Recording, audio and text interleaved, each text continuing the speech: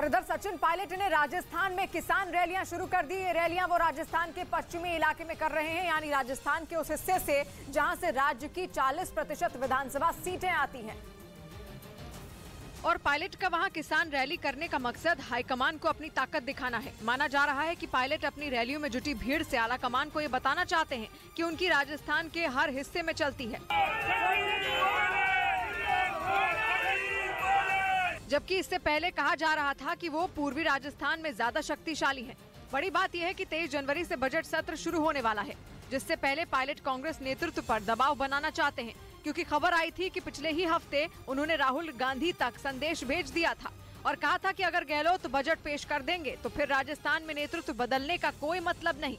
जबकि गहलोत कुर्सी छोड़ने के मूड में नहीं है, यानी बीजेपी से लड़ने वाली कांग्रेस के राजस्थान के 2 नेताओं की लड़ाई खत्म ही नहीं हो रही और चुनाव कुछ महीने दूर है।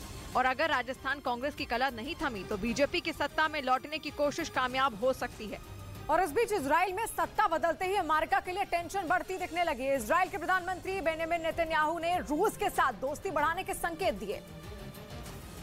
और अगर ऐसा हो गया तो अमेरिका के लिए भी टेंशन बढ़ेगी और यूक्रेन के लिए भी। नेतन्याहू के आने से पहले तक इजराइल की विदेश नीति इससे काफी अलग थी।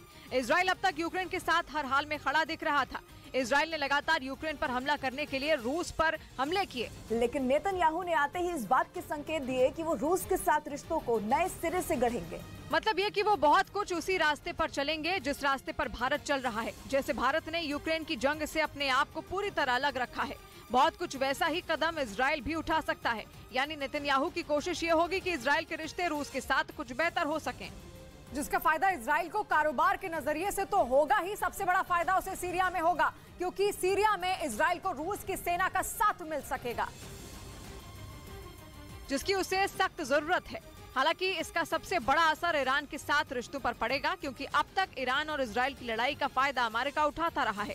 ईरान का आक्रामक रुख देखते हुए लंबे वक्त से इजराइल और अमेरिका नई योजना पर काम कर रहे हैं। पिछले 2 महीने में 3 बार इजराइल के अधिकारियों और मंत्रियों के दल अमेरिका जा चुके हैं। माना जा रहा है कि अमेरिका और इजराइल मिलकर ईरान से निपटने की किसी नई योजना पर काम कर रहे हैं, लेकिन उस नई योजना को देखते ही नेतन्याहू की एंट्री बाइडेन के लिए बड़ा झटका साबित होगी। माना जा रहा है कि इसका सीधा असर रूस और यूक्रेन के युद्ध पर भी पड़ सकता है।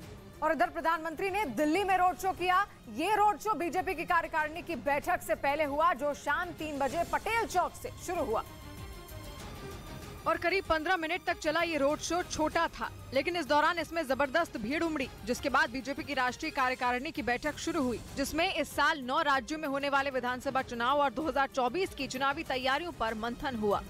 और इस बीच अमेरिकी राष्ट्रपति जो बाइडेन के घर से कुछ और सीक्रेट दस्तावेज मिले हैं। ये दस्तावेज बाइडेन की लाइब्रेरी से मिले। व्हाइट हाउस ने पहले बताया था कि वहां से केवल 1 पन्ना बरामद हुआ था, लेकिन अब व्हाइट हाउस ने बताया कि बाइडेन के घर की लाइब्रेरी से गोपनीय दस्तावेजों के 6 पन्ने मिले हैं, जबकि पिछले साल दिसंबर में बाइडेन के गैराज से और नवंबर में उनके पुराने दफ्तर, जिसका नाम पेन बाइडेन सेंटर है, वहां से सीक्रेट दस्तावेज मिले थे, जो बाइडेन के उपराष्ट्रपति कार्यकाल के दौरान के थे। लेकिन जांच आगे बढ़ते ही सीक्रेट कागजों की संख्या भी बढ़ गई और नए नए सवाल खड़े होने लगे।